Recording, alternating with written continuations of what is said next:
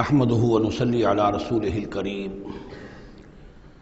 اما بعد فاعوذ بالله من الشيطان الرجيم بسم الله الرحمن الرحيم واتل ما اوحي اليك من كتاب ربك لا مبدل لكلماته ولن تجد من دونه ملتحدا واصبر نفسك مع الذين يدعون ربهم بالغداة والعشي يريدون وجهه ولا تعد عيناك عنهم تريد زینة الحیاة الدنیا ولا تطع من اغفلنا قلبه عن ذکرنا واتبع هواه وكان امره فرطا وقل الحق من ربكم فمن شاء فليؤمن ومن شاء فليكفر انا اعتدنا للظالمین نارا احاط بهم سرادقها صدق اللہ العظیم۔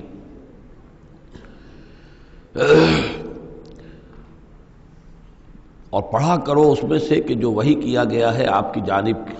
آپ کے رب کی کتاب میں سے، اس کی باتوں کا بدلنے والا کوئی نہیں، اور نہیں پاؤ گے تم اپنے لیے اس کے سوا کوئی اور جائے پناہ۔ تھامے رکھو، روکے رکھو اپنے آپ کو ان لوگوں کے ساتھ جو پکارتے ہیں اپنے رب کو صبح و شام اور چاہتے ہیں اس کی رضا، طالب ہیں اس کے روئے انور کے، اور نہ دوڑیں آپ کی نگاہیں ان سے ہٹ کر آپ کے دنیا کو یہ محسوس ہو، یہ مغالطہ ہو کہ ترید و زینت الحیات الدنیا۔ یہ ذرا مشکل مقام ہے قرآن مجید کا کہ بظاہر تو الفاظ یہ ہیں کہ آپ کی نگاہیں دنیا کی زیبائش اور آرائش کی تلاش میں ان فقراء اور غرباء سے ہٹ کر امراء کی طرف نہ اٹھیں، لیکن ظاہر بات ہے کہ حضور صلی اللہ علیہ وسلم کی یہ شان نہیں تھی، لہذا اس میں جو بات سمجھ میں آتی ہے وہ یہ ہے کہ ایسا نہ ہو کہ آپ کے التفات کی وجہ سے دنیا یہ محسوس کرے کہ ان کی نگاہ میں بھی وقت اور اہمیت جو ہے وہ دنیاوی مال و دولت اور اسباب کی ہے۔ کسی داعی حق کے لیے یہ معاملہ بہت ہی نازک ہوتا ہے کہ ایک طرف جو حالات و واقعات ہیں اس کے اعتبار سے، جو حقائق ہیں اس کے اعتبار سے، معاشرے کے جو اونچے طبقات ہوتے ہیں، جو وہاں سرداری یا کسی اور طرح کی سربراہی کے منصب پر فائز ہوں یا ان کے پاس فراوانی ہو دولت کی، اب ظاہر بات ہے کہ ان کا ایک اثر و رسوخ ہوتا ہے معاشرے میں۔ ان میں سے کوئی ایک شخص ایمان لے آئے تو وہ بہت سے لوگوں کے برابر ہو جائے گا، جیسے حضرت عمر رضی اللہ تعالیٰ عنہ اور ابو جہل کو حضور نے دونوں کو پیش کیا اللہ کے سامنے کہ اللہ ان میں سے ایک کو ضرور میری جھولی میں ڈال دے۔ ظاہر بات ہے کہ اس سے اسلام کو تقویت حاصل ہوگی، اور اس سے یہ ہے کہ جن مسلمانوں پر کا قافیہ تنگ ہوا ہے، جن کو ستایا جا رہا ہے، اگر کوئی بڑا آدمی ایمان لے آئے گا تو ان کو بھی سہارا ملے گا، جیسے کہ حضرت عمر اور حضرت حمزہ کے ایمان لانے کے بعد جو غرباء تھے، فقراء تھے اور جو غلام تھے انہیں ستایا جا رہا تھا، انہیں کچھ ریلیف ملا ہے۔ اس حوالے سے ایک طرف تو اس کی ضرورت ہوتی ہے کہ ان کی طرف توجہ کی جائے، التفات رکھا جائے، تاکہ اگر وہ ایمان لے آئے تو اس سے ایمان کو بھی تقویت ہو، اسلام کو تقویت ہو، مسلمانوں کو بھی فائدہ پہنچے۔ دوسری طرف یہ اندیشہ ہوتا ہے کہ غرباء کا دل نہ دکھے، تیسری طرف یہ کہ لوگ یہ نہ سمجھیں کہ یہ بھی زیادہ جو ہے مدارات کرتے ہیں اور زیادہ التفات کرتے ہیں امراء کی طرف، اہم لوگوں کی طرف، گویا کہ ان کی نگاہوں میں بھی دنیا کی انہی چیزوں کی وقت ہے، انہی چیزوں کی اہمیت ہے۔ تو یہ تین طرف کے چیز سمجھیے کہ یہ چکی دو پارٹوں والی نہیں، تین پارٹوں والی ہے، کہ جس میں کوئی داعی جو ہوتا ہے وہ اس مخمصے میں آ جاتا ہے کہ ایک طرف تقاضا یہ ہے خود تحریک کا، دعوت کا، اس جد و جہد کا، اس کے تقاضے یہ ہیں کہ ان کی طرف التفات ہو، ان کی طرف توجہ کی جائے تاکہ ان میں سے کچھ لوگ ایمان لے آئیں تو کام میں سہولت حاصل ہو، مدد حاصل ہو، لیکن دوسری طرف یہ منفی دو اثرات بھی موجود ہیں۔ تو اس کے مابین جو ہے حکم دیا جا رہا ہے حضور صلی اللہ علیہ وسلم کو کہ بہرحال آپ یہ احتیاط کیجئے کہ یہ تاثر نہ ابھرنے پائے کہ محمد کے نزدیک بھی صلی اللہ علیہ وسلم اصل اہمیت جو ہے وہ دولت مند لوگوں کی ہے۔ وَلَا تُطِعْ مَنْ أَغْفَلْنَا قَلْبَهُ عَنْ ذِكْرِنَا، اور مت کہنا مانیے ان لوگوں کا، یہ جیسا کہ میں نے بارہا عرض کیا ہے کہ دباؤ پڑ رہا تھا سرداران قریش کی طرف سے کہ کچھ ہماری بات مان لیجئے، کچھ ہم آپ کی مان لیں گے۔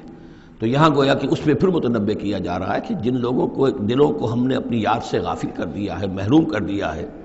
آپ ان کی باتیں سنیں بھی مت، ان کی طرف دھیان بھی مت دیجیے۔ وَلَا تُطِعْ مَنْ أَغْفَلْنَا قَلْبَهُ عَنْ ذِكْرِنَا وَاتَّبَعَ هَوَاهُ وَكَانَ أَمْرُهُ فُرُطًا وَقُلِ الْحَقُّ مِنْ رَبِّكُمْ۔ یہ جو مضمون ابھی ہم نے دوبارہ پڑھا ہے، اس کو آپ دیکھیں گے کہ یہ 21ویں پارے کی آغاز میں پھر دوبارہ آئے گا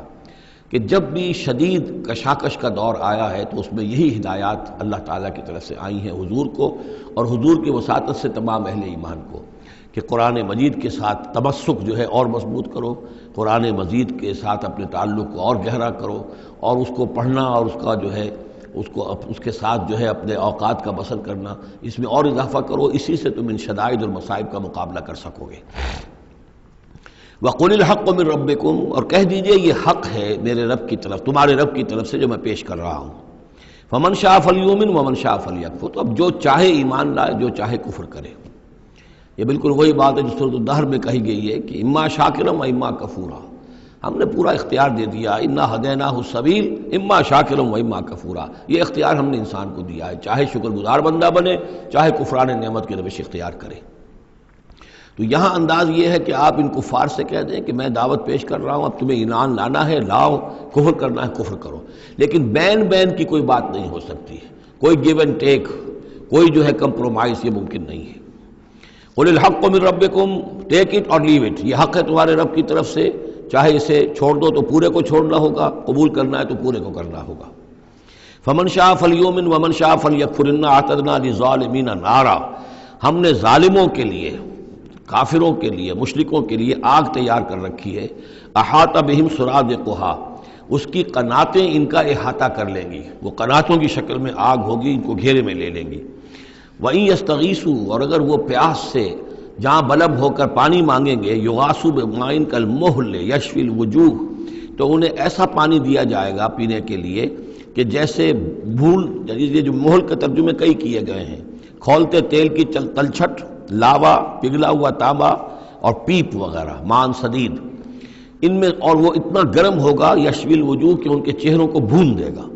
بیس الشراب، بہت ہی بری شے ہوگی پینے کی، وساعت مرتفقہ، اور یہ ان کے لیے ان کی آرام گاہ جو بنے گی جہنم، بہت ہی بری آرام گاہ ہوگی۔ اس کے برعکس وہی سائملٹینیس کنٹراسٹ کا اسلوب، ان الذین آمنوا وعملوا الصالحات، جو لوگ ایمان لائیں اور نیک عمل کریں، انا لا نضیع اجر من احسن عملا، ہمارا یہ اصول نہیں ہے کہ جو لوگ اچھے عمل کریں ان کے اجر کو ہم ضائع کر دیں، ان کا اجر بھرپور انہیں ملے گا۔ اولئک لہم جنات عدن تجری من تحتہم الانہار، یہ وہ لوگ ہیں کہ جن کے لیے ہیں وہ رہنے والے باغات، ریزیڈینشل گارڈنز، جن کے دامن میں ندیاں بہتی ہوں گی، یحلون فیہا من اساور من ذہب، انہیں پہنائے جائیں گے وہاں کنگن سونے کے، ویلبسون ثیابا خضرا من سندس، اور ان کو وہ پہنیں گے وہاں پر کپڑے سبز رنگ کے، باریک ریشم کے اور گاڑھے ریشم کے، یعنی اوپر کا لباس جو ہوگا وہ باریک ریشم کا ہوگا اور جو نیچے کا لباس ہوگا وہ گاڑھے ریشم کا ہوگا۔ متکئین فیہا علی الارائک، اور وہ وہاں پر تکیہ لگائے ہوئے، ٹیک لگائے ہوئے بیٹھے ہوں گے تختوں کے اوپر۔ نعم الثواب، کیا ہی اچھا بدلہ ہوگا، وحسنت مرتفقہ، اور کیا ہی خوب ان کے لیے آرام گاہ ہوگی۔ 5ویں رکوع میں ایک مکالمہ آ رہا ہے دو اشخاص کا۔ ایک شخص وہ ہے کہ جس کو اللہ نے دنیاوی نعمتیں جو بھی اس دور کی تھیں بھرپور دی ہیں، مادی وسائل بھرپور دے رکھے ہیں، اور وہ اس قدر اس کا معاملہ ٹھیک چل رہا ہے کہ ہوتے ہوتے اس کی نگاہ اب اللہ کی طرف سے ہٹ کر ان مادی اسباب و وسائل ہی پر جم گئی ہے، اس کا توکل اور اعتماد اسی پر قائم ہو گیا ہے۔ ایک دوسرا شخص ہے دنیاوی اعتبار سے مرفع الحال نہیں ہے، اس کے پاس دولت نہیں ہے، دنیاوی چیزیں نہیں ہیں، لیکن وہ اللہ تعالیٰ کی معرفت اسے حاصل ہے۔ وہ اس دولت مند آدمی کو کوئی نصیحت کرتا ہے کہ تم اللہ کو بھول گئے ہو، تمہیں چاہیے کہ ہم تمام چیزوں کے اوپر جو بھی اللہ نے تمہیں دی ہے اس کا شکر ادا کرو، اس کا حق ادا کرو۔ لیکن اس نے اپنے گھمنڈ میں آ کر اسے بہت تلخ جواب دیا کہ میرے پاس یہ سب کچھ ہے تو گویا کہ میں اللہ تعالیٰ کا لاڈلا ہوں، چہیتا ہوں، تم جوتیاں پٹخار رہے ہو، تمہارے پاس کچھ نہیں ہے، تمہاری کوئی حیثیت نہیں ہے، تمہاری یہ حیثیت ہی نہیں کہ مجھے تم واعظ بھی کہو۔ لیکن یہ کہ اس پر پھر جو ان کے درمیان معاملہ ہوا تو انہوں نے کہا، اس شخص نے، کہ ہو سکتا ہے کہ اللہ تعالیٰ تمہارے اس سارے دولت کو اور مال و اسباب کو ضائع کر دے، لیکن یہ کہ اس نے کہا کیسے ہو سکتا ہے، میں نے سارا بندوبست ٹھیک کیا ہوا ہے۔ بہرحال نتیجہ یہ نکلا کہ اللہ تعالیٰ نے اس کی اس پوری دولت کو ایک طریقے سے ضائع کر دیا، اور پھر وہ اپنے ہتھیلیاں ملتا رہ گیا، کف افسوس ملتا رہ گیا، اور اس نے کہا ہائے کاش کہ میں نے اپنے رب کے ساتھ شرک نہ کیا ہوتا۔ حالانکہ اس پورے رکوع میں کہیں کسی دیوی کا، دیوتا کا، کسی اور الہہ کا کوئی ذکر نہیں ہے۔ تو اس رکوع میں سمجھنے کی بات یہ ہے کہ ایک شرک ہے مادہ پرستی کا شرک، مادی اسباب و وسائل پر اتنا تکیہ ہو جائے، اتنا توکل ہو جائے، اتنا اعتماد ہو جائے کہ پھر اللہ تعالیٰ کو انسان بھول جائے، مسبب الاسباب پر سے نگاہ ہٹ جائے اور وہ سمجھے کہ سارا اعتماد اور توکل میرا ان مادی اسباب و وسائل پر ہے۔ تو یہاں گویا کہ اس نے ان مادی وسائل و اسباب ہی کو اپنا معبود بنا لیا ہے۔ تو یہ شرک ہے جو اس دور کا سب سے بڑا شرک ہے۔ اس دور میں بت پرستی کا شرک بہت کم رہ گیا ہے، اب ستارہ پرستی کا شرک کہاں رہ گیا ہے؟ کون لوگ ہیں جو ستاروں کو پوجتے ہیں؟ اب تو انسان سمجھتا ہے ستاروں تک تو ہم پہنچ ہی جائیں گے، ہمارا علم تو پہنچ ہی چکا ہے، چاند تک ہم اتر آئے ہیں، اب چاند کو کون پوجے گا؟ یہ جو اب ساری جو ہے اب جو پوجا پاٹ ہو رہی ہے وہ تو مادہ پرستی کی ہے، وہ دولت کی ہے، وہ در حقیقت یا وہ نظریاتی طور پر وطن پرستی ہے، اس کا ایک شرک ہے۔ تو یہ اس دور کے شرک کو سمجھنا بہت ضروری ہے، اور یہ رکوع اس اعتبار سے کہ اس میں کسی دیوی دیوتا کا ذکر نہیں ہے۔ تو شرک کون سا کیا اس نے؟ وہ شرک یہی ہے کہ اس نے دنیاوی مال و اسباب اور مادی اسباب و ذرائع کے اوپر اپنے سارے توکل کو جو ہے اس کے ساتھ منسلک کر دیا، یہی گویا کہ اس کو معبود بنا لینا ہے۔ وَاضْرِبْ لَهُم مَثَلَ الرَّجُلَيْنِ، ان کے لیے بیان کیجئے دو اشخاص کی مثال۔ جعلنا لأحدهما جنتین من اعناب، ان میں سے ایک کو ہم نے دیے تھے دو باغ انگوروں کے، وحففناهما بنخل، اور ان دونوں کو گھیرے میں لیا ہوا تھا کھجوروں کے درختوں نے۔ اب دیکھیے کہ انگوروں کی بیلیں ہیں، اور چونکہ ادھر ادھر سے ہوا تیز نہ آئے تو کھجوروں کے جھنڈ جو ہیں وہ چاروں طرف لگے ہوئے ہیں، تاکہ ان کے مابین جو اس کی انگوروں کی بیلیں ہیں وہ بڑی محفوظ ہیں۔ وجعلنا بینہما زرعا، اور ان کے درمیان کھیتی بھی تھی، یعنی یہ کہ اناج کا سامان بھی ہے اور انگوروں کی بیلیں بھی ہیں اور یہ کہ کھجوروں کے درخت بھی ہیں۔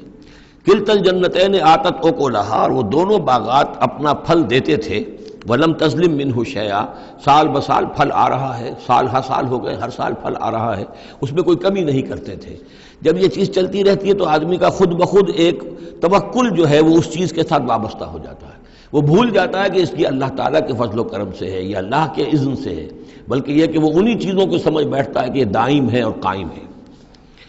وَفَجَّرْنَا خِلَالَهُمَا نَهْرًا، اور ہم نے ان کے مابین ایک نہر بھی نکال دی تھی، آب پاشی کا بھی پورا نظام موجود ہے۔ وَكَانَ لَهُ ثَمَرٌ، اور اس کے میوے بھی تھے، یعنی یہ بھی تھا کہ باغ جو ہے پھلا ہوا اس وقت، انگور بھی ہیں اور کھجور بھی جو ہے درخت جو ہیں لدے ہوئے ہیں، اور ایک اس کا مفہوم یہ بھی ہے میرے نزدیک جو زیادہ راجح ہے کہ اس کو اولاد بھی اللہ نے خوب دی تھی۔ جیسے درختوں پر پھل لگتا ہے تو انسان کے لیے اس کی اولاد جو ہے اس کے پھل کی حیثیت رکھتے ہیں، تو گویا کہ اس کو اولاد بھی ملی تھی۔ فقال لصاحبہ وہو یحاورہ، تو کہا اس نے اپنے ساتھی سے، ان سے وہ گفتگو کر رہے تھے، آپس میں گفتگو کر رہا، انا اکثر منک مالا واعز نفرا، میں تم سے کہیں بڑھ کر ہوں مال میں اور نفری میں۔ اب یہ نفری کے حوالے سے میں نے کانا لہو ثمر، اس کے بیٹے بھی تھے، اولاد بھی تھی، تو اس کے حوالے سے وہ نفری کی بات بھی کر رہا ہے، میرے بازو بھی بہت ہیں۔ وَدَخَلَ جَنَّتَهُ، اور وہ داخل ہوا اپنے باغ میں، وَهُوَ ظَالِمٌ لِنَفْسِهِ، اور وہ اپنے جان پر ظلم کر رہا تھا، یعنی اسی گمراہی کے اندر مبتلا تھا۔ قَالَ مَا أَظُنُّ أَن تَبِيدَ هَٰذِهِ أَبَدًا، انہوں نے کہا میں نہیں سمجھتا کہ یہ باغ بھی کبھی اجڑ سکتا ہے، کیا مجھے دھمکا رہے ہو کہ اللہ تعالیٰ جو ہے کہیں تم میری یہ دولت سلب نہ کر لے؟ دیکھو میں نے کھجوریں کس حساب سے یہاں پر لگائی ہیں کہ کوئی اگر آئے بھی، کوئی باد سرسر آئے یا کوئی اور بھی ہوا کا تیز لو کے جھونکے آئیں تو وہ میری انگوروں کے بیلوں تک نہ پہنچے۔ یہ گویا کہ سینٹینلز کھڑے ہوئے ہیں، کھجور کے درخت جو ہیں وہ روک رہے ہیں۔ پھر میں نے یہاں پہ آب پاشی کا نظام ہے، نہر چلی ہوئی ہے۔ ما اظن ان تبید هذه ابدا، میں نہیں سمجھتا کہ میرا یہ باغ جو ہے کبھی یہ کہ برباد بھی ہو سکتا ہے۔ وما اظن الساعة قائمة، اور یہ جو تم قیامت وغیرہ کی بات کر رہے ہو، اول تو میرا گمان نہیں ہے کہ کوئی قیامت کھڑی ہونے والی ہے۔ وما اظن الساعة قائمة، میں نہیں سمجھتا کہ یہ قیامت ہونے والی، ہاں ڈکوسلے سے ہیں، کچھ بڑوں سے سنا تو ہے۔ اور یہ کہ وَلَئِن رُدِدتُّ إِلَىٰ رَبِّي، اگر مجھے لوٹا ہی دیا گیا اپنے رب کے پاس، لَأَجِدَنَّ خَيْرًا مِّنْهَا مُنْقَلَبًا، تو مجھے وہاں لازماً ملے گا بہت بہتر لوٹ کر۔ اب اس کے اندر ایک فلسفہ ہے ان کا کہ جب اللہ نے مجھے یہاں دیا، اللہ کے وہ منکر نہیں تھے، اللہ نے مجھے یہاں دیا ہے تو اس کا مطلب یہ کہ میں چہیتا ہوں، لاڈلا ہوں، یا اللہ نے مجھے کچھ صلاحیتیں دی ہیں، میں نے بڑی عمدہ پلاننگ کر کے باغ بنائے ہیں، سارا اس کا بندوبست کیا ہے،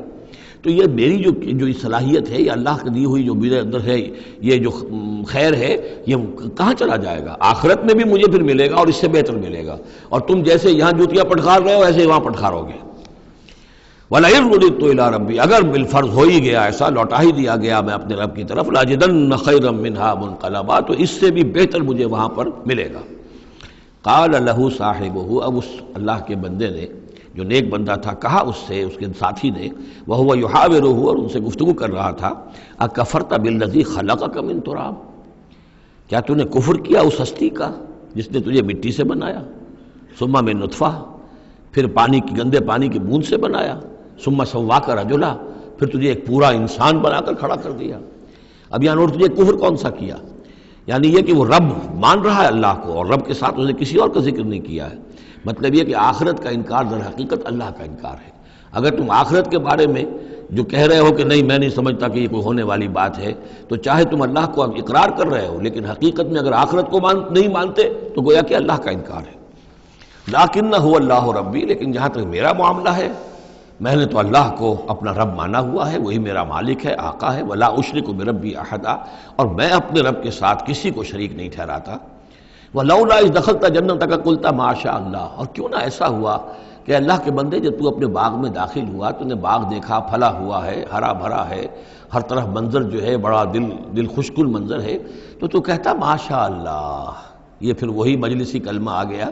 جس میں توحید کوٹ کوٹ کر بھری ہوئی ہے، ماشاء اللہ، یہ جو اللہ نے چاہا، جو اللہ نے چاہا، یہ سب اس کے فضل و کرم سے ہے۔ لا قوت الا باللہ، کوئی طاقت نہیں ہے اللہ کے سوا۔ اگر اللہ کی طرف سے یہ بات نہ ہوتی تو میرے اندر کوئی صلاحیت نہیں تھی، اللہ ہی کی ہے در حقیقت، یہ دین ہے اسی کی عطا ہے۔ ان ترن انا اقل منک مالا و ولدا، اگر تم دیکھ رہے ہو کہ میں تم سے کم ہوں مال میں بھی اور اولاد میں بھی، فعسى ربی ان یؤتینی خیرا من جنتک، تو مجھے تو اپنے رب کے بارے میں یہ یقین ہے کہ وہ جب چاہے مجھے تیرے باغ سے بہتر باغ دے سکتا ہے، وَيُرْسِلَ عَلَيْهَا حُسْبَانًا، اور تیرے باغ کے اوپر وہ کوئی اوپر سے کوئی لو کا جھونکا ایسا بھیج سکتا ہے، من السماء، آسمان سے، فَتُصْبِحَ صَعِيدًا زَلَقًا، کہ یہ پورا باغ جو ہے یہ جو ایک ایسا چٹیل میدان ہو کر رہ جائے کہ یہاں کوئی درخت رہے نہ بیلے رہے۔ معلوم ہوا کہ ہر چیز جب آنکھ کھلی گل کی تو موسم تھا خزاں کا، یہ ہو سکتا ہے، عین ممکن ہے۔ اور یصبح ماؤہا غوراً، یا اللہ آسمان سے کوئی ایسی نہ بھی بھیجے کوئی چیز بلا، تو اس کا پانی ہی جو تمہارا یہ جو چشمہ چل رہا ہے، وہ پانی ہی اگر زمین کے اندر گہرا اتر جائے، یہ چشمہ خشک ہو جائے، فلن تستطیع لہ طلبا، اور پھر تو پانی کہیں سے لا نہ سکے، تو یہ باغ خود بخود اجڑ جائے گا۔ یہ سارے امکانات ہیں، مسبب الاسباب نے تمہارے لیے اس وقت سارے اسباب جمع کر رکھے ہیں، جب چاہے گا ان میں سے کسی ایک سبب کی بھی اگر تناب کھینچ لے تو یہ سارا معاملہ جو ہے یہ تو شیش محل کی طرح کا ہے، ایک ہی جو پتھر ہے وہ اس سب کو چکنا چور کر دے گا۔ وَأُحِيطَ بِثَمَرِهِ، معلوم ہوتا کہ وہ بہت ہی کوئی اللہ کا پہنچا ہوا شخص تھا، جو اللہ کا دوست تھا، اور اس کا دل دکھایا اس شخص نے، جس کو تانا دیا اسے انا خیر من، کہ انا اکثر منک مالا و ولدا، تو اس حوالے سے اس کا دل دکھا ہے۔ اور یہ جان لیجئے کہ کسی اللہ والے کا من عادى لي وليا فاذنته للحرب، تو ایک حدیث قدسی ہے، جو شخص میرے کسی ولی کے ساتھ دشمنی کرے پھر میری طرف سے اس کے خلاف اعلان جنگ ہے۔ تو اس نے چونکہ یہ دل دکھایا ہے، اور فارسی کا ایک شعر بھی بڑا مزیدار ہے کہ ہیچ قوم را خدا رسوا نہ کرد، تا دلے صاحب دلے نامد میں درد، کسی صاحب دل کے دل کو ٹھیس لگتی ہے، درد اس کے اندر پیدا ہو جاتا ہے، صاحب دل ہو، اللہ کی محبت اس کے دل میں ہو اور اسے ٹھیس پہنچے، تو تا دلے صاحب دلے نامد میں درد، ہیچ قوم را خدا رسوا نہ کر، قومیں بڑی رسوا ہو جاتی ہیں کسی ایک اللہ والے کی کہ دل جو ہے اس کی دل کو اگر تکلیف پہنچے۔ تو وَأُحِيطَ بِثَمَرِهِ، اس کا سارا ثمر سمیٹ لیا گیا، اللہ تعالیٰ نے جو کچھ اس کو دیا تھا وہ سلب کر لیا، باغ بھی ختم ہوا، اولاد بھی ختم ہوئی۔ فَأَصْبَحَ يُقَلِّبُ كَفَّيْهِ عَلَى مَا أَنفَقَ فِيهَا، تو وہ رہ گیا کو ملتا ہوا، اپنی ہتھیلیوں کو ملتا ہوا، جسے ہم کہتے ہیں کفِ افسوس ملنا۔ یقلب کفیہ علی ما انفق فیہا، جو کچھ اس نے خرچ کیا تھا، انویسٹ کیا تھا، محنت کی تھی، کتنا عرصہ لگا تھا اس باغ کے پلاننگ میں، باغ کو اس نے لگایا تھا، کہاں کہاں سے پودے لایا ہوگا، ما انفق فیہا وہی خاویۃ علی عروشہا، اور وہ باغ جو ہے گرا پڑا ہوا تھا اپنی چھتریاں کے اوپر، کیونکہ جو انگور کی بیلیں ہوتی ہیں وہ ٹٹیاں ہوتی ہیں، چھتریاں ہوتی ہیں، وہ سب اوندھی پڑی ہیں۔ وَيَقُولُ يَا لَيْتَنِي لَمْ أُشْرِكْ بِرَبِّي أَحَدًا، اور اس وقت وہ کہہ رہا تھا ہائے میری شامت، کیا کاش کہ میں نے اپنے رب کے ساتھ شرک نہ کیا ہوتا۔ اب یہ کون سا شرک ہے؟ اس پوری اس گفتگو کے اندر کہیں کسی دیوی کا، دیوتا کا، کسی اور کسی کا ذکر نہیں ہے، کسی کی شفاعت کا ذکر نہیں ہے۔ یہ ہے ہمارا آج کا نقشہ مادہ پرستی کا، آج کی ہماری ذہنیت جو ہے پوری کی پوری اس رکوع کے اندر موجود ہے۔ وَلَمْ تَكُنْ لَهُ فِئَةٌ يَنْصُرُونَهُ، اور نہ ہوئی پھر اس کی کوئی جماعت، کوئی اس کی فوج ہوتی جو اس کی مدد کرتی من دون اللہ، اللہ کے مقابلے میں۔ وَمَا كَانَ مُنْتَصِرًا، اور نہ ہی وہ اس قابل تھا کہ کسی سے انتقام لے۔ کس سے انتقام لے؟ سارا فیصلہ تو اللہ کی طرف سے ہوا ہے۔ هُنَالِكَ الْوَلَایَةُ لِلَّهِ الْحَقِّ، یہاں تو حکومت اور اختیار کل کا کل اللہ ہی کے لیے ہے، سچے اللہ کے لیے جو الحق ہے۔ یہ ولایا ہے واو کے زبر کے ساتھ۔ والی کہتے ہیں حاکم کو، مالک کو والی، والی سے ولایا بنتا ہے۔ ولی کہتے ہیں دوست، پشت پناہ، اور اس سے ولایا بنتا ہے، ولایت باہمی۔ اللہ ولی الذین آمنوا یخرجہم من الظلمات الی النور، اور الا ان اولیاء اللہ لا خوف علیہم ولا هم یحزنون، یہ ولایت ہے واو کے زیر کے ساتھ۔ اور والی ہونا کسی کا، فلاں ملک کا والی فلاں تھا، یعنی وہاں کا حکمران تھا، بادشاہ تھا، تو یہاں کی بادشاہی، یہاں کا اختیار، ہنالک الولایۃ للہ الحق، کل ولایت اللہ ہی کے ہاتھ میں ہے۔ ہوا خیر ثوابا و خیر عقبا، یقیناً وہی بہتر ہے انعام دینے والا، اور وہی بہتر ہے نتیجے کے اعتبار سے، عاقبت کے اعتبار سے۔ وَاضْرِبْ لَهُم مَثَلَ الْحَیَاةِ الدُّنْیَا، اور ان کے لیے ذرا بیان کیجئے ایک مثال دنیا کی زندگی کے لیے۔ کَمَاءٍ أَنزَلْنَاهُ مِنَ السَّمَاءِ، جیسے پانی کہ ہم نے اتارا آسمان سے، فَاخْتَلَطَ بِهِ نَبَاتُ الْأَرْضِ، اس کے ساتھ رل مل کر زمین کا جو سبزہ ہے وہ نکل آیا۔ فَأَصْبَحَ حَشِيمًا تَذْرُوهُ الرِّيَاحُ، اب یہ ایک لمبی بات ہے جسے مختصر کیا گیا کہ پھر کچھ عرصے کے بعد وہ سبزہ جو ہے وہ زرد پڑ جاتا ہے، پھر دھوپ کے اندر سوکھ کر پیلا ہو گیا، پھر چورا چورا ہو گیا، پھر وہ چٹیل زمین کی زمین رہ گئی۔ تو زندگی کا یوں سمجھیے کہ جیسے فصل لے لیجئے، کھیت کے اندر آپ نے بیج ڈالے ہیں، ہل چلایا ہے، پانی دیا ہے، اب فصل ہے، لہرا رہی ہے، ہریاول ہے، بڑا دل خوش کن منظر ہے۔ کچھ دنوں کے بعد اسی فصل کے اوپر جو زردی آ جاتی ہے، پھر وہ پک گئی ہے، اس کے بعد وہ کٹ جاتی ہے، کٹنے کے بعد پھر وہی منظر وہی ہے، وہی ویران منظر ہے، اور کہیں کہیں جو ہے وہ جو بھی توڑی کے تن کے کچھ پڑے ہوئے ہیں، اللہ اللہ خیر صلی اللہ۔ یہ جو سائیکل ہے، یہ پلانٹ لائف کی سائیکل ہے، 3 مہینے کی ہے، 4 کی ہے، 6 کی ہے، 7 کی ہے، یہی ہے نا۔ لیکن یہی سائیکل ایک بڑے پیمانے پر انسانی زندگی کی ہے۔ ایک بچہ پیدا ہوا، اس وقت جو ہے بڑی خوشیاں منائی گئیں، پھر وہ بڑا جوان ہوا، قوی ہوا، طاقت والا ہوا، پھر اس کے اوپر ادھیڑ ابھر آ گئی، بال میں سفیدی آ گئی، چہرے پر جو ہے وہ جھریاں پڑنی شروع ہوئیں، اس کے بعد پھر اس پر موت وارد ہوئی، پھر اسے قبر میں اتار دیا گیا، وہ مٹی سے تھا اور مٹی میں جا کر مل گیا۔ ایک ہی سپین ایک چل رہا ہے، سائیکل چل رہا ہے۔ یہ انسانی زندگی کا سائیکل ہے، اور یہ جو نباتاتی زندگی کا سائیکل ہے، فرق اس میں کچھ نہیں ہے۔ اوپر سے پانی آیا اور زمین کا سبزہ نکل آیا، اوپر سے روح آئی ہے، اور ہمارے یہ اجساد اس زمین سے نکلے ہوئے ہیں، ان دونوں نے مل کر ہمیں اس حیات دنیاوی کی ایک شکل دے دی ہے۔ روح اوپر سے آئی ہے، زمینی شے نہیں ہے۔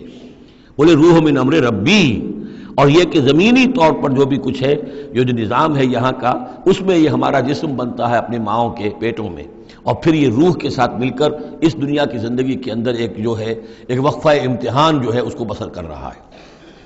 وَاضْرِبْ لَهُم مَثَلَ الْحَیَاةِ الدُّنْیَا، ان کے لیے دنیا کی زندگی کی مثال بھی بیان کیجئے۔ کَمَاءٍ أَنزَلْنَاهُ مِنَ السَّمَاءِ، جیسے کہ پانی جو ہم نے اتارا آسمان سے، فَاخْتَلَطَ بِهِ نَبَاتُ الْأَرْضِ، تو پھر اس کے ساتھ سبزہ جو ہے زمین کا رل مل کر نکل آیا۔ فَأَصْبَحَ حَشِيمًا، پھر وہ ہو گیا چورا چورا، تَذْرُوهُ الرِّيَاحُ، کہ جنہیں ہوائیں لیے اڑتی ہیں، اڑتی پھر رہی ہیں۔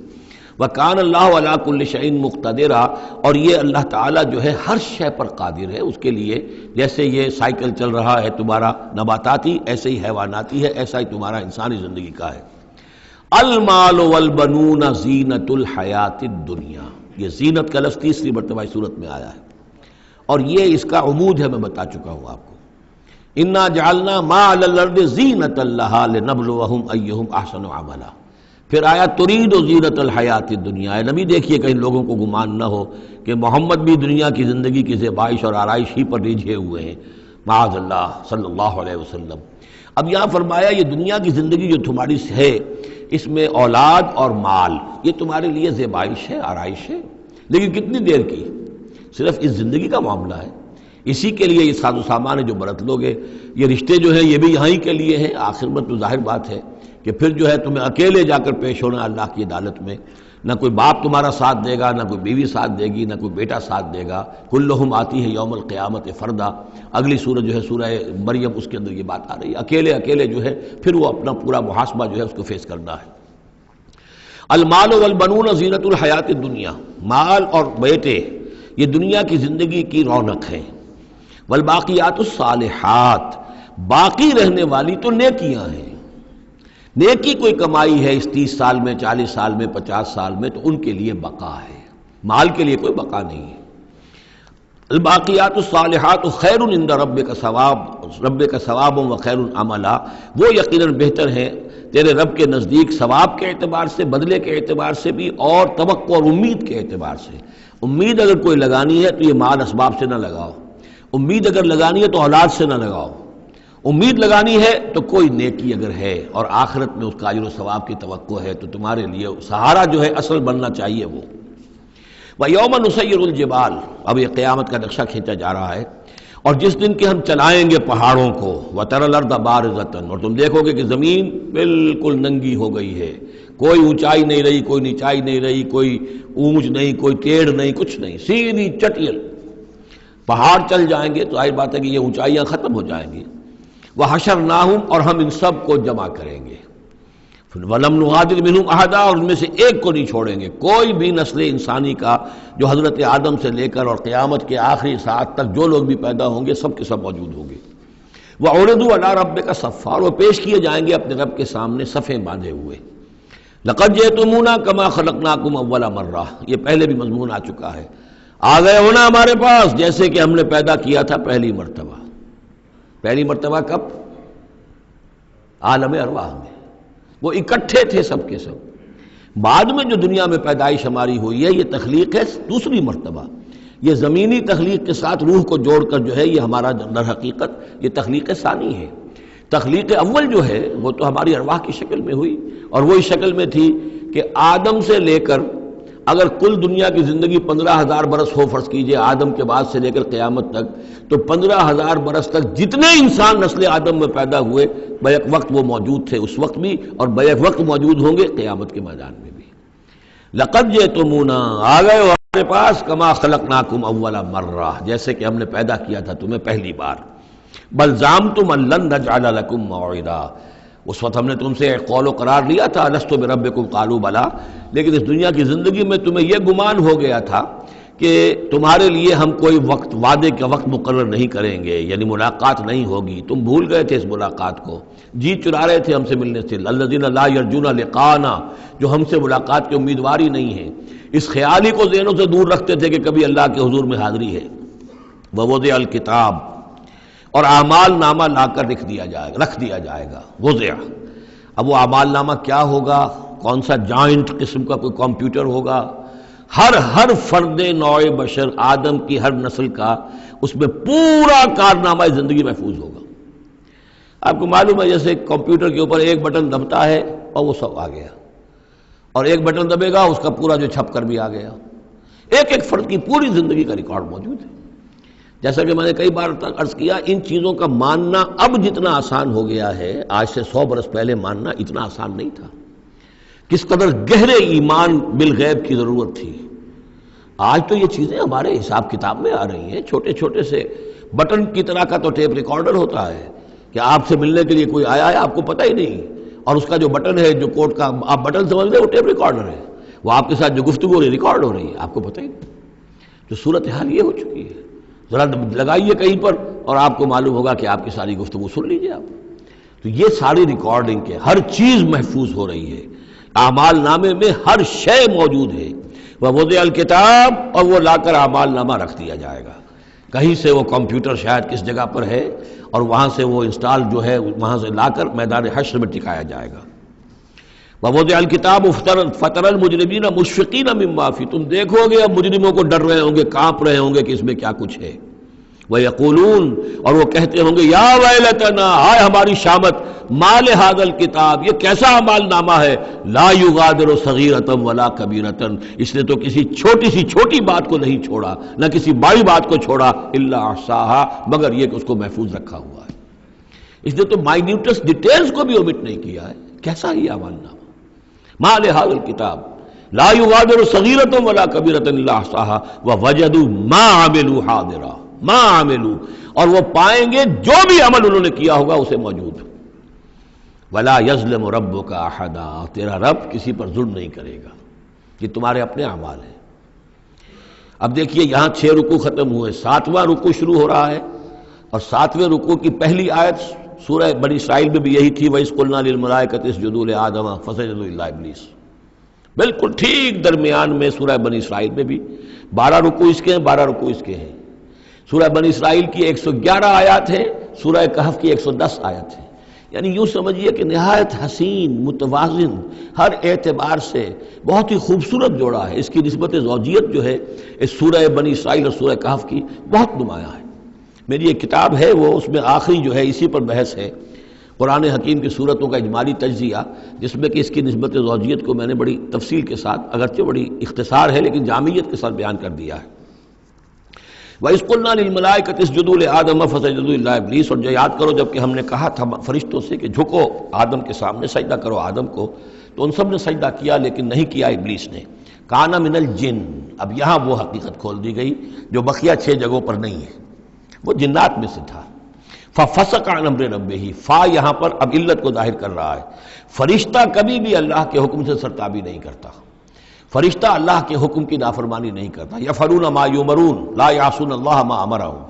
تو یہ جو نافرمانی اس نے کی ہے اس کی وجہ یہ ہے کہ وہ فرشتوں میں سے نہیں تھا، جنات میں سے تھا۔ کان من الجن ففسق عن امر ربه، تو اس نے وہ نگل بھاگا اپنے رب کے حکم سے، یہ نافرمانی کی اپنے رب کے فرمان کی۔ افتتخذونہ وذریتہ اولیاء من دونی، تو سوچو اے اولاد آدم، کیا تم اس کو اپنا ولی بناتے ہو اور اس کی نسل کو، اس کی اولاد کو، اس کے چیلوں چاٹوں کو، اس کے ایجنٹوں کو، ان سے دوستیاں کاٹتے ہو؟ من دونی، مجھے چھوڑ کر۔ میں تمہارا خیر خواہ، میں نے تمہارے سامنے سارے فرشتوں کو جھکوا دیا، میں نے تمہیں خلافت عرضی عطا فرمائی، تم میری کریشن کا ماسٹر پیس، کلائمیکس، اور تم بدبختو تم نے مجھے چھوڑ کر دوست بنایا اس شیطان لعین کو اور اس کے ایجنٹوں کو اور اس کی اولاد کو، چاہے وہ اس کے ایجنٹ جو ہیں وہ اس کے صلب سے ہیں، اس کی اولاد سے ہیں، اور یا یہ کہ انسانوں میں سے ہیں۔ افتتخذونہ وذریتہ اولیاء من دونی، کیا تم اسے اور اس کے اولیاء اور اس کی نسل کے لوگوں کو، اس کی اولاد کو ولی بنا رہے ہو مجھے چھوڑ کر، وہم لکم عدو، جبکہ فی الواقع وہ تمہارے دشمن ہیں۔ بئس للظالمین بدلا، کتنا برا بدل ہے کہ جو ان ظالموں نے اپنے لیے اختیار کیا ہے۔ اللہ کو چھوڑ کر ان کی رفاقت، اللہ کی دوستی چھوڑ کر اس شیطان لعین کی دوستی۔ ما اشہدتہم خلق السماوات والارض ولا خلق انفسہم، میں نے تو ان جنات کو نہ تو انہیں شہید بنایا تھا آسمان اور زمین کی تخلیق کا، اور نہ ان کے اپنی تخلیق کا۔ وما کنت متخذ المضلین عضدا، اور میں ایسے بہکانے والوں کو اپنا مددگار نہیں بنایا کرتا۔ یہ جو تم نے ان کو میرے برابر بنا دیا، اس کو مجھے چھوڑ کر انہیں ولی بنا لیا، ان کی دوستی کر رہے ہو، تو آسمان کی اور زمین کی تخلیق میں، بلکہ خود ان کی تخلیق میں وہ کوئی اس کے شاہد نہیں ہے۔ وَيَوْمَ يَقُولُ نَادُوا شُرَكَائِيَ الَّذِينَ زَعَمْتُمْ، اور جس دن کہ اللہ کہے گا کہ پکارو ذرا میرے ان شرکاء کو جن کا تمہیں زعم ہو گیا تھا، تمہیں گمان تھا کہ وہ میرے شریک ہیں، فَدَعُوهُمْ، تو وہ پکاریں گے ان کو، فَلَمْ يَسْتَجِيبُوا لَهُمْ، تو وہ انہیں کوئی جواب نہیں دیں گے، وَجَعَلْنَا بَيْنَهُمْ مَوْبِقًا، اور ان کے درمیان ہم ہلاکت والی گھاٹی حائل کر دیں گے، خلیج حائل کر دیں گے، کہ وہ جو شرکاء چاہے اولیاء اللہ ہی ہوں اور چاہے وہ انبیاء ہوں اور چاہے فرشتے ہوں، لیکن وہ کہ خلیج حائل ہوگی ہلاکت کی، وہ ان کی مدد کے لیے یا ان کی بات سن کر ان کے سفارش کرنے کے لیے نہیں آ سکیں گے۔ وَرَأَى الْمُجْرِمُونَ النَّارَ، اور مجرمین جو ہیں، ظالم، گناہ گار، کافر، وہ دیکھیں گے آگ کو کہ اب یہ ہے جس میں ہمیں جھونکا جانا ہے، فَظَنُّوا أَنَّهُمْ وَاقِعُوهَا، اور انہیں یقین ہو جائے گا کہ اب وہ اس میں ڈال دیے جائیں گے، وَلَمْ يَجِدُوا عَنْهَا مَصْرِفًا، اور وہ نہیں پائیں گے اس سے کہیں بھی بھاگنے کی کوئی جگہ، اس سے انحراف کی کوئی راستہ۔ وَلَقَدْ صَرَّفْنَا فِي هَذَا الْقُرْآنِ لِلنَّاسِ مِنْ كُلِّ مَثَلٍ، یہ آیت جو کہ تو سورہ بنی اسرائیل میں بھی آیت نمبر 89 ہے، وہاں یہاں یہ آیت 54 ہے، لیکن فرق کیا ہے؟ وہاں ہے وَلَقَدْ صَرَّفْنَا فِي هَذَا الْقُرْآنِ مِنْ كُلِّ مَثَلٍ، وَلَقَدْ صَرَّفْنَا فی القرآن، وہاں ذرا الفاظ کا تھوڑا سا فرق ہے، وَكَانَ الْإِنسَانُ أَكْثَرَ شَيْءٍ جَدَلًا، ہم نے اس قرآن میں کل مسئلے کل مثالیں جو بیان کر دی ہیں لوگوں کی ہدایت کے لیے، لیکن یہ کہ وہاں ہے فَأَبَى أَكْثَرُ النَّاسِ إِلَّا كَفُورًا، لیکن اکثر لوگ جو ہیں وہ کفران نعمت ہی پر اڑے رہتے ہیں۔ یہاں فرمایا وَكَانَ الْإِنسَانُ أَكْثَرَ شَيْءٍ جَدَلًا، لیکن انسان جو ہے تمام مخلوقات سے بڑھ کر ہے جھگڑالو۔ وَمَا مَنَعَ النَّاسَ أَن يُؤْمِنُوا، یہ الفاظ بھی جو کہ سورہ بنی اسرائیل میں بھی آئے تھے۔ وَمَا مَنَعَ النَّاسَ أَن يُؤْمِنُوا، آیت نمبر 94 ہے یہ وہاں، وَمَا مَنَعَ النَّاسَ أَن يُؤْمِنُوا إِذْ جَاءَهُمُ الْهُدَىٰ وَيَسْتَغْفِرُوا رَبَّهُمْ، اور نہیں روکا لوگوں نے کو ایمان لانے سے جبکہ ان کے پاس ہدایت آ گئی کہ وہ استغفار کرتے اپنے رب سے، إِلَّا أَن تَأْتِيَهُمْ سُنَّةُ الْأَوَّلِينَ، وہاں آیا ہے إِلَّا أَن قَالُوا أَبَعَثَ اللَّهُ بَشَرًا رَسُولًا، کہ ان کو ایمان سے روکنے والی ان کا یہ خیال تھا کہ کیا اللہ تعالیٰ نے انسان کو رسول بنا کر بھیجا ہے۔ یہاں فرمایا الا ان تاتیہم سنت الاولین، ان کو جو روکا گیا ہے وما منع الناس ان یؤمنوا اذ جاءهم الہدی، یہ جو رک گئے ہیں جب ہدایت ان کے پاس آ گئی کہ ایمان نہیں لا رہے اور استغفار نہیں کر رہے، الا ان تاتیہم سنت الاولین، مگر یہ کہ ان پر آ کر رہے گی اب وہی جو پہلو کا جو انجام ہوا تھا وہی ان کے اوپر بھی مسلط ہوگا، او یاتیہم العذاب قبلا، یا یہ کہ عذاب ان کے سامنے آ جائے گا۔ وما نرسل المرسلین الا مبشرین ومنذرین، یہاں پہ جمع کے صیغے میں آ رہا ہے، سورہ بنی اسرائیل میں واحد کے صیغے میں آیا تھا آخری رکوع میں، وما ارسلناک الا مبشرا ونذیرا، اور ہم نے نہیں بھیجا ہے محمد آپ کو مگر مبشر اور نذیر بنا کر۔ یہاں جمع کے صیغے میں وما نرسل المرسلین الا مبشرین ومنذرین ویجادل الذین کفروا بالباطل، اور یہ کافر جو ہیں یہ جھگڑتے ہیں کفر اور بالباطل، جھوٹ کے لیے، جھوٹ کی طرف سے، لیدحضوا بہ الحق، تاکہ اس کے ذریعے سے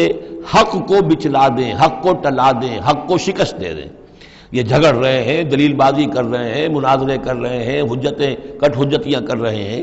وَيُجَادِلُ الَّذِينَ كَفَرُوا بِالْبَاطِلِ لِيُدْحِضُوا بِهِ الْحَقَّ وَاتَّخَذُوا آيَاتِي وَمَا أُنذِرُوا هُزُوًا، اور انہوں نے میری آیات کو اور جو انہیں انذار کیا گیا، خبردار کیا گیا، اس کو ہنسی مذاق اور ٹھٹھا بنا لیا ہے۔ وَمَنْ أَظْلَمُ مِمَّنْ ذُكِّرَ بِآيَاتِ رَبِّهِ، اس شخص سے بڑھ کر ظالم کون ہوگا جسے اس کے رب کی آیات کے ذریعے سے نصیحت کی جائے، یاد دہانی کرائی جائے، فَأَعْرَضَ عَنْهَا، پھر بھی وہ اعراض کرے ان آیات الہیہ سے، وَنَسِیَ مَا قَدَّمَتْ يَدَاهُ، اور بھول جائے کہ اس کے دونوں ہاتھوں نے آگے کیا بھیجا ہوا ہے، کیا کرتوت ہے جو بھیجے ہوئے ہیں۔ اگر تو ایمان لے آتا، ان آیات سے استفادہ کرتا، اپنے کیے پر پچھتاتا، توبہ کرتا، اس دنیا ہی میں اپنے سابقہ گناہوں کی اللہ تعالیٰ سے معافی لے کر جاتا،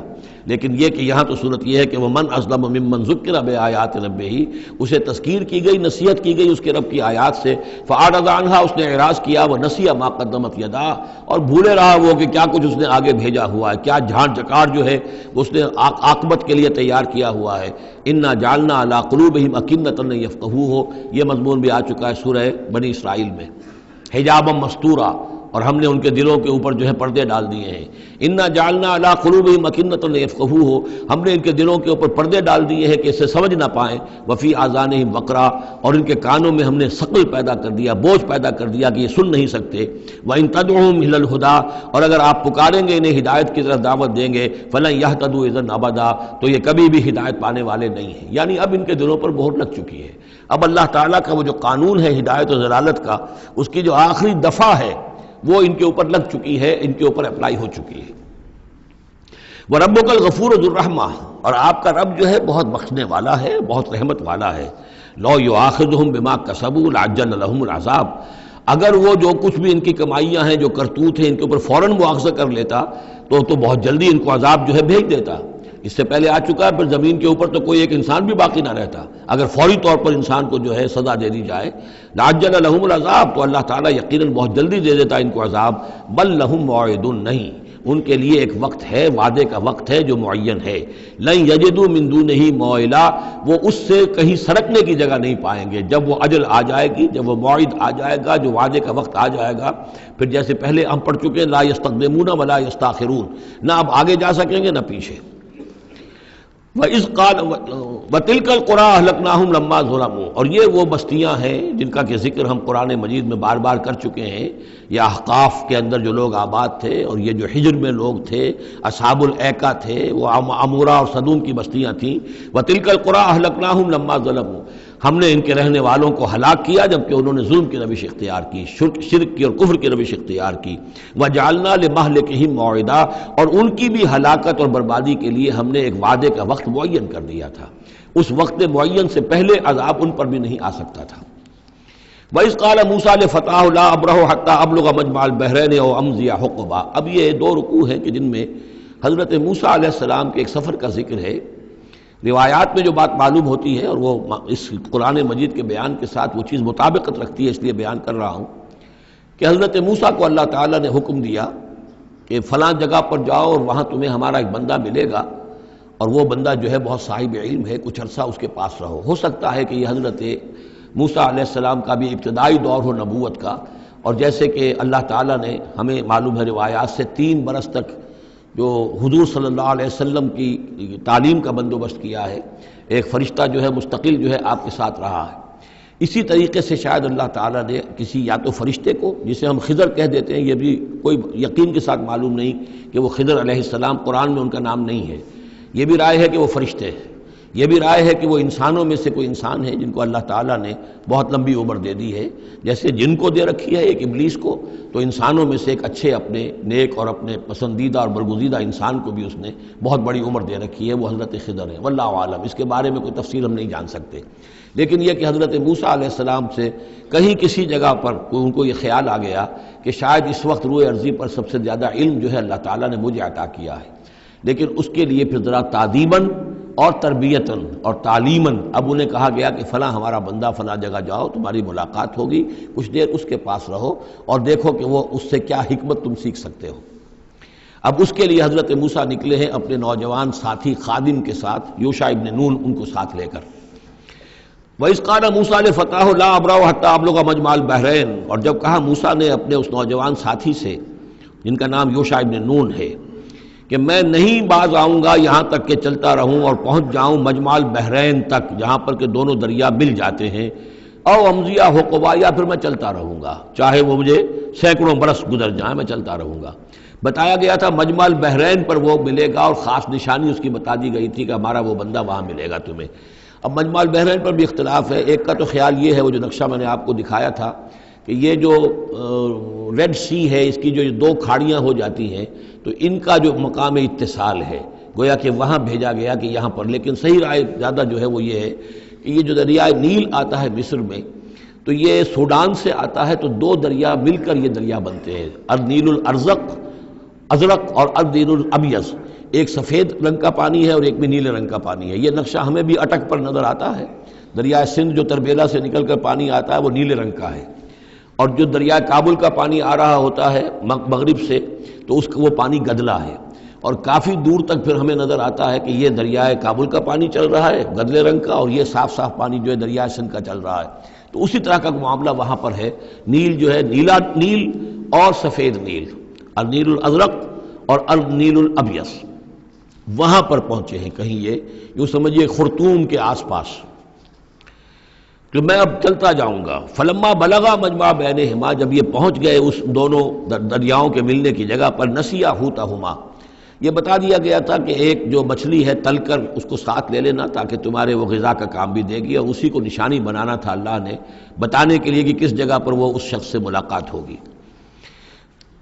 جب وہ پہنچے ان دونوں کی مجمع کے مقام پر، نسیا حوتہما، تو انہوں بھول گئے اپنی اس مچھلی کو، فاتخذ سبیلہ فی البحر سربا، اور وہ مچھلی جو ہے وہ زندہ ہو کر، حالانکہ بھنی ہوئی تھی تلی ہوئی تھی، وہ زندہ ہو کر اور اس نے وہ سرنگ سی بنا کر اور سمندر میں چلی گئی۔ فلما جاوزا، اب یہ نقشہ جو ہے یہ ان کے جو ساتھی تھے یوشع ابن نون، انہوں نے دیکھا ہے اپنی نگاہ سے کہ یہ معاملہ ہوا ہے، لیکن یہ کہ اس کا تذکرہ کرنا حضرت موسیٰ علیہ السلام سے بھول گئے۔ فلما جاوزا، جب وہ وہاں سے آگے نکل گئے، قال لفتاه آتنا غداءنا، انہوں نے اپنے اس نوجوان ساتھی سے کہا، خادم سے، کہ بھئی ہمارا وہ کھانا لے آؤ، ناشتہ لے آؤ، لقد لقینا من سفرنا ھذا نصبا، اب ہمیں اس سفر سے کوئی تکان طاری ہو گئی ہے، ایگزاسشن ہو رہی ہے۔ اور یہاں یہ نقطہ بیان کیا ہے مفسرین نے کہ چونکہ اس اصل مقام سے آگے نکل آئے تھے اس لیے اب تکان ہوئی ہے، ورنہ جو مقام تک پہنچنا تھا وہاں تک انہیں تکان کا کوئی احساس نہیں ہوا۔ قال ارأيت إذ أوينا إلى الصخرة، اس نوجوان نے یہ کہا خادم نے کہ آپ دیکھیے جب ہم اس چٹان کے پاس تھوڑی دیر کے لیے رکے تھے سستانے کے لیے، فإني نسيت الحوت، تو میں اس مچھلی پر نگاہ رکھنا بھول گیا، اس کی حفاظت کرنا بھول گیا۔ وما انسانی الا الشیطان ان اذکرہ، اور شیطان نے مجھے بھلائے رکھا کہ میں آپ سے ذکر بھی نہیں کر سکا۔ واتخذ سبیلہ فی البحر، وہ تو زندہ ہو کر اور اس نے اپنا راستہ بنایا اور سمندر میں اتر گئی یا دریا میں اتر گئی۔ عجبا، بہت عجیب یہ واقعہ تھا جو پیش آیا تھا۔ قال ذالک ما کنا نبغی، اب حضرت موسیٰ نے کہا اسی کے تو ہم تلاش میں تھے، یہی تو نشانی بتائی گئی تھی کہ یہاں پر، اب چلو واپس وہیں۔ فارتدا علی آثارہما قصصا، تو وہ اب لوٹے اپنے نقوش پا کو دیکھتے ہوئے، چونکہ وہیں پہنچنا ہے اب جہاں پر کہ وہ مچھلی جو ہے وہ زندہ ہو کر اور دریا میں اتر گئی تھی۔ فوجد عبدا من عبادنا، اب جو وہاں پہنچے تو پایا ہمارے بندوں میں سے ایک خاص بندے کو، آتیناہ رحمتا من عندنا، ہم نے اسے رحمت عطا کی تھی خاص اپنے پاس سے، وعلمناہ من لدنا علما، اور اسے علم سکھایا تھا خاص اپنے پاس سے۔ یہ علم لدنی ایک اصطلاح ہے جو یہیں سے لفظ اخذ کیا گیا ہے۔ ایک علم وہ ہے جو ہم سیکھتے ہیں، جو بھی پڑھتے ہیں سیکھتے ہیں، تفسیر پڑھی ہے، عربی پڑھی ہے، نحو پڑھی ہے، فقہ پڑھی ہے، یہ علم حاصل ہو رہا ہے، یا جیوگرافی پڑھی ہے، تاریخ پڑھی ہے۔ ایک وہ علم ہے جو اللہ کسی کے دل میں ڈال دیتا ہے بغیر کسی مادی طور پر دنیاوی اعتبار سے کسی تحصیل علم کی مشقت سے گزرے ہوئے، اس کو علم لدنی کہتے ہیں۔ لدن کہتے ہیں نزدیک، لدن اللہ، لدنی ہم نے اپنے پاس سے، اپنے خاص خزانہ فضل سے، خاص خزانہ فیض سے اسے علم عطا کیا تھا۔ ہم نے اسے رحمت بھی دی تھی، آتیناہ رحمتا من عندنا وعلمناہ من لدنا علما۔ قال لہ موسیٰ، ان سے کہا موسیٰ نے، هل اتبعک، اگر آپ اجازت دیں تو میں کچھ عرصہ آپ کے ساتھ رہوں، علی ان تعلمنی مما علمت رشدا، لیکن اس لیے اس شرط کے ساتھ کہ آپ مجھے بھی سکھائیں کچھ جو آپ کو علم دیا گیا ہے اور جو بڑی سعادت مجھے اللہ نے بتایا ہے کہ آپ کو اللہ نے بڑا عقل، بڑی سمجھ بوجھ اور بڑی حکمت عطا کی ہے۔ قال انک لن تستطیع معی صبرا، انہوں نے کہا کہ دیکھو تم میرے ساتھ رہ کر صبر نہیں کر سکو گے۔ وَكَيْفَ تَصْبِرُ عَلَىٰ مَا لَمْ تُحِطْ بِهِ خُبْرًا، اور کیسے صبر کرو گے اس چیز پر کہ جس کا کہ علم تمہارے پاس نہیں ہے، جس کا تم نے احاطہ نہیں کیا ہے، تمہیں تو بات بڑی غلط لگے گی، عجیب سی لگے گی۔ قَالَ سَتَجِدُنِي إِن شَاءَ اللَّهُ صَابِرًا، حضرت موسیٰ نے کہا کہ نہیں، انشاءاللہ آپ مجھے صابر پائیں گے، میں صبر کروں گا۔ وَلَا عَصِي لَكَ أَمْرًا، اور میں آپ کی کسی حکم کی خلاف ورزی نہیں کروں گا۔ اب دیکھیے یہاں انشاءاللہ صبر کے ساتھ تو آ گیا، ولا عاصی لک امرا، آپ کے حکم کی خلاف ورزی نہیں کروں گا، یہاں انشاءاللہ نہیں آیا ہے، اور اسی میں خلاف ورزی ہو گئی، یعنی یہ کہ انہوں نے جو حکم دیا تھا پھر اس کی وہ پابندی نہیں کر پائے۔ ولا تقولن لشیء انی فاعل ذلک غدا، اس کے ساتھ اس کو جوڑ لیجئے جو ہم پڑھا ہے اسی صورت میں، حضور سے کہا گیا تھا کبھی نہ یہ کہیے گا، یہاں بھی کہتے ہیں انشاءاللہ میں کوشش کروں گا، انشاءاللہ اللہ تعالیٰ کے فضل و کرم سے میں آپ کے حکم کی خلاف ورزی نہیں کروں گا۔ قال فإن اتبعتنی، اب یہ حکم ہے ان کا، انہوں نے کہا کہ اگر تم میرے ساتھ چلنا چاہتے ہو، رہنا چاہتے ہو، فلا تسألنی عن شیء، تو کسی چیز کے بارے میں مجھ سے خود مت پوچھنا، حتی احدث لک منہ ذکرا، یہاں تک کہ میں خود اس کے بارے میں کوئی تذکرہ کروں، بس دیکھتے جاؤ جو بھی میرے ساتھ ہو رہا ہے، دیکھتے رہو، آبزرو کرو، چپ رہو، خاموش رہو، میں جب مناسب سمجھوں گا جو اصل حکمت ہے ان چیزوں کی کہ جو تمہارے مشاہدے میں آئیں گی وہ میں تمہیں بتا دوں گا، لیکن تم مجھ سے سوال نہیں کرو گے۔ فانطلقا، اب وہ دونوں چلے، گویا کہ حضرت موسیٰ نے وہ بات مان لی۔ حتی اذا رکبا فی السفینۃ، یہاں تک کہ جب وہ دونوں سوار ہوئے کشتی میں، خرقہا، اب ان صاحب نے، یہ جو صاحب موسیٰ انہیں کہیں یا حضرت خضر کہیں، انہوں نے کشتی کا ایک تختہ اکھاڑ دیا۔ قال خرقتہا لتغرق اہلہا، اب حضرت موسیٰ علیہ السلام کہاں خاموش رہنے والے تھے، اتنا غلط کام کر رہے ہو تم، ساری کشتی کو ڈبونا چاہتے ہو، کیا تم نے توڑ ڈالا ہے، پھاڑ دیا ہے اس کشتی کو تاکہ غرق کر دو اس کے اندر جو سوار ہیں ان سب کو؟ لقد جئت شیئا امرا، یہ تو آپ نے ایک بہت غلط کام کیا، بہت بھاری ایک جرم ہے جو آپ سے سرزد ہوا ہے۔ قال الم اقل انک لن تستطیع معی صبرا، انہوں نے کہا کیا میں نے نہیں کہا تھا کہ تم میرے ساتھ صبر نہیں کر سکو گے؟ تو اصل بات سمجھ لیجئے وہ کیا ہے کہ دنیا میں جو ظاہر میں کوئی عمل ہو رہا ہوتا ہے ہم اس کو دیکھتے ہیں، اس کے پیچھے اللہ کی کیا مشیت کام کر رہی ہے وہ ہمیں نظر نہیں آتی۔ بظاہر کوئی شے ہمارے لیے بری ہے، اس کے پیچھے کوئی خیر آ رہا ہے، ہم اس بری چیز کو برا سمجھ کر اور وہ ہم جو ہے نالا و شیون کا معاملہ اختیار کر دیتے ہیں۔ عسیٰ ان تکرہوا شیئا وہو خیر لکم وعسیٰ ان تحبوا شیئا وہو شر لکم واللہ یعلم وانتم لا تعلمون، یہ ہے اصل میں وہ بات کہ جو سورہ بقرہ میں ہم نے پڑھی تھی۔ ہو سکتا ہے تم کسی چیز کو برا سمجھو جبکہ حقیقت میں وہ تمہارے لیے بہتر ہو، اور ہو سکتا ہے کہ تم کسی چیز کو اچھا سمجھو، حقیقت میں تمہارے لیے وہ مضر ہو۔ اللہ جانتا تم نہیں جانتے۔ تو تفویض الامر ہونا چاہیے اللہ کی طرف، اے اللہ جو تجھے میرے لیے پسند ہے۔ لیکن یہ جو بھی فرشتے کر رہے ہوتے ہیں، اور ظاہر بات ہے یہ بھی ہو سکتا ہے فرشتے ہوں یا اولیاء اللہ میں سے کسی کی روح ہے، تو جیسا کہ شاہ ولی اللہ کا قول میں نے آپ کو سنایا ہے کہ وہ بھی ملائکہ کے طبقہ اسفل میں شامل ہو جاتے ہیں اور وہی اللہ تعالیٰ کے احکام کی جو ہے تنفیذ کرتے ہیں۔ تو یہ شرعی احکام نہیں ہے، یہ تکوینی احکام ہے۔ کسی کا بچہ جو ہے چھت کے اوپر سے گرا مر گیا، اب وہ تو چیخ رہا ہے، ماں بھی چیخ رہی ہے، بہن بھائی بھی چیخ رہے ہیں، اب کیا پتا کہ یہ بچہ جو ہے اگر بڑا ہو جاتا تو یہ ماں باپ کے لیے سوہان روح ہوتا۔ اللہ نے ان کے لیے خیر کیا ہے کہ اس بچے کو اس وقت لے لیا ہے، لیکن انہیں تو پتہ نہیں کہ آئندہ کیا ہونا تھا۔ تو ہم ظاہر کو دیکھ کر جو ہے گھبرا جاتے ہیں اور اس کو اپنے لیے برا سمجھ بیٹھتے ہیں، جبکہ اللہ تعالیٰ کی بیدک الخیر، اللہ کے ہاتھ میں خیر ہی خیر ہے، لیکن ہماری شارٹ سائٹڈنس ہے کہ جس کی وجہ سے ہم چیزوں کو کسی اور رنگ میں لے رہے ہیں۔ اس کے لیے یہ تین واقعات ہیں کہ جو انہوں دکھائے گئے۔ قال لا تؤاخذنی بما نسیت ولا ترہقنی من امری عسرا، تو انہوں نے کہا، حضرت موسیٰ نے عرض کیا لا تؤاخذنی بما نسیت، مجھ سے مواخذہ نہ کیجئے اس پر کہ میں بھول گیا کہ میں نے آپ سے وعدہ کیا تھا کہ میں آپ سے کوئی سوال نہیں کروں گا، ولا ترہقنی من امری عسرا، اور نہ دباؤ ڈالیے مجھ پر میرے معاملے میں کچھ زیادہ سختی نہ کیجئے، ایسا نہ ہو کہ ایک ہی دفعہ کی میری اس غلطی کے اوپر کہتے ہیں جاؤ اب یہاں سے، بلکہ ذرا یہ نرمی کیجئے۔ فانطلقا، پھر چلے دونوں، حتی اذا لقیا غلاما قتلہ، جب ایک نوجوان سے ملاقات ہوئی اس نے قتل کر دیا اس کو، حضرت خضر نے۔ قال قتلت نفسا زکیۃ بغیر نفس، حضرت موسیٰ علیہ السلام پھر بولے یہ کیا کیا آپ نے؟ ایک بے گناہ جان کو آپ نے قتل کر دیا اس کے بغیر کہ اس نے کسی کا خون بہایا ہو۔ لقد جئت شیئا نکرا، یہ تو آپ نے بہت ہی نامعقول حرکت کی ہے۔ قال الم اقل انک لن تستطیع معی صبرا، اب انہوں نے بھی ذرا ڈانٹ کے انداز میں کہا الم اقل لک، کیا میں نے نہیں کہا تھا تم سے کہ تم میرے ساتھ صبر نہیں کر سکو گے؟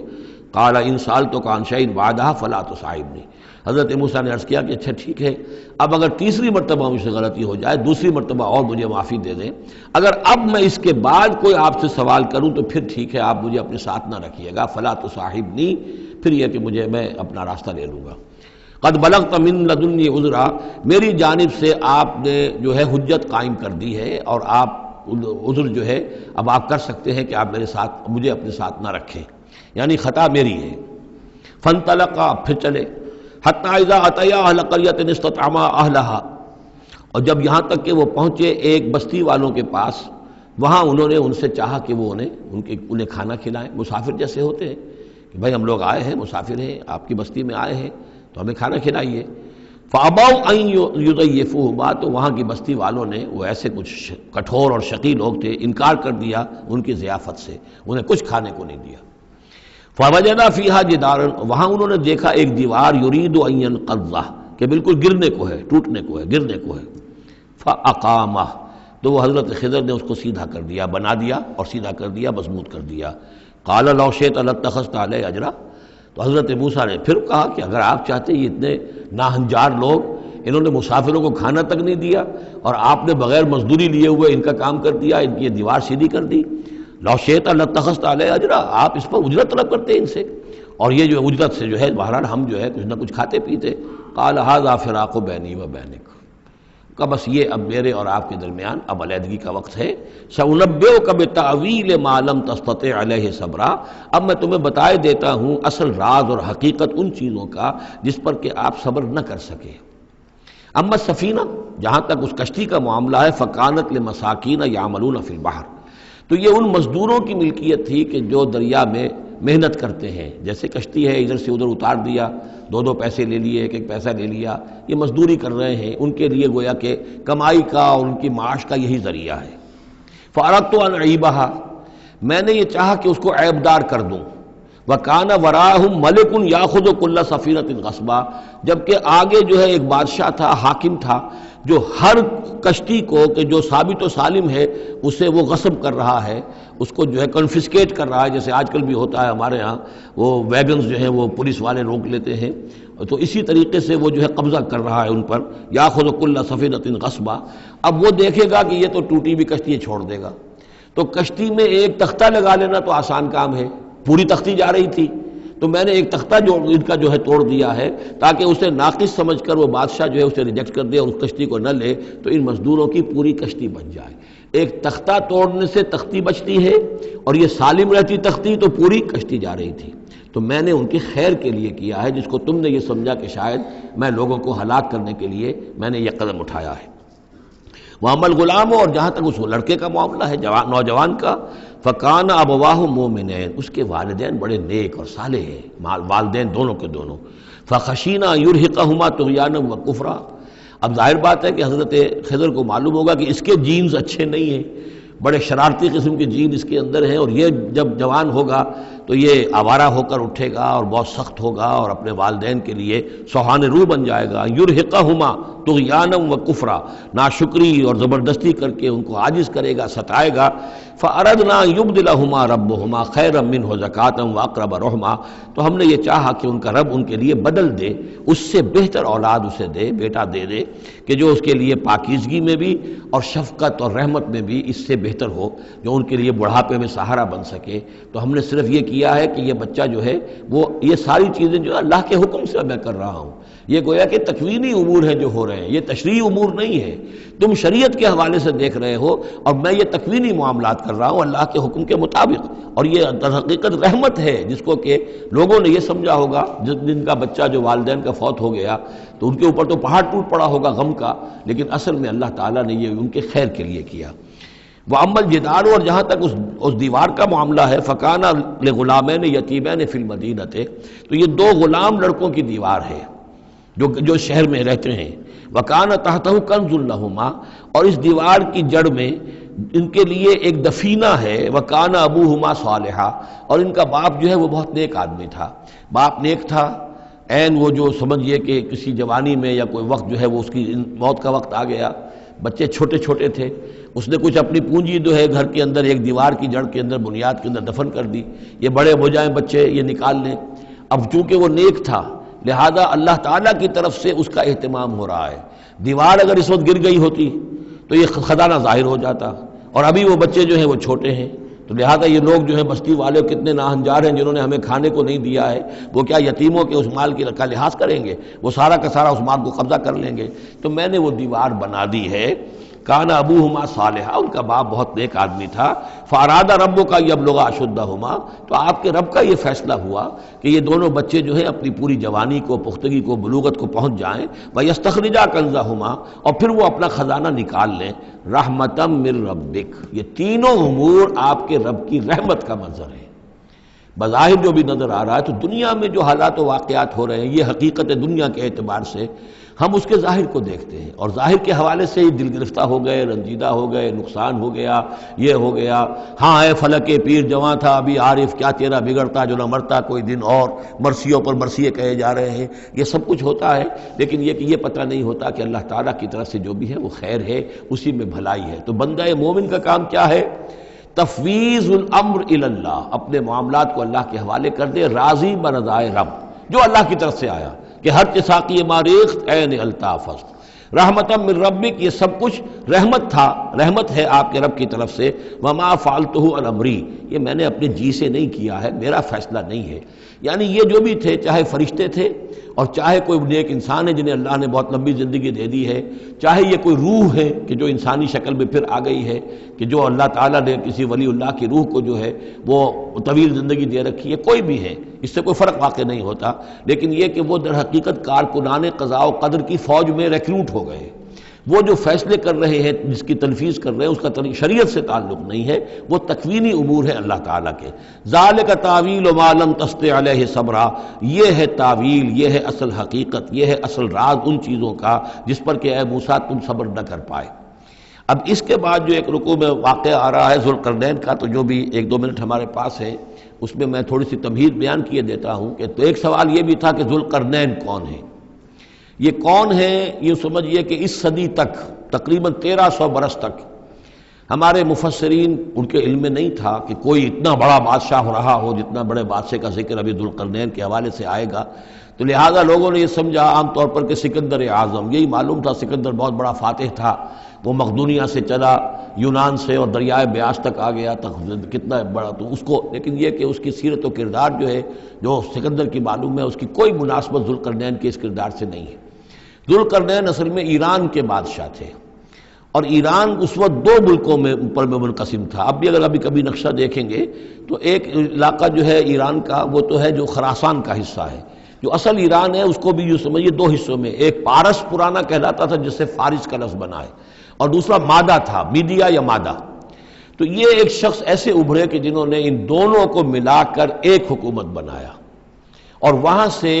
سلطنت ایران کا جو یوں سمجھیے کہ جو ان کا ایک سنہرا دور ہے، اور ان کی عظمت و سطوت جس کی کہ وہ بہت زیادہ جس پر فخر کرتے ہیں، اس لیے کہ ایرانی قوم بڑی نیشنلسٹ ہے، نسل پرست ہے، ان کے اندر اپنی تاریخ پر، اپنی روایات پر جو ہے وہ بہت ان کو فخر ہے۔ تو وہاں سے وہ دور شروع ہوا، اور انہوں نے پھر اس علامت میں کہ میں نے دو ملکوں کو جوڑ کر ایک بنایا ہے، اپنے تاج کے اندر دو سینگ لگا لیے تھے،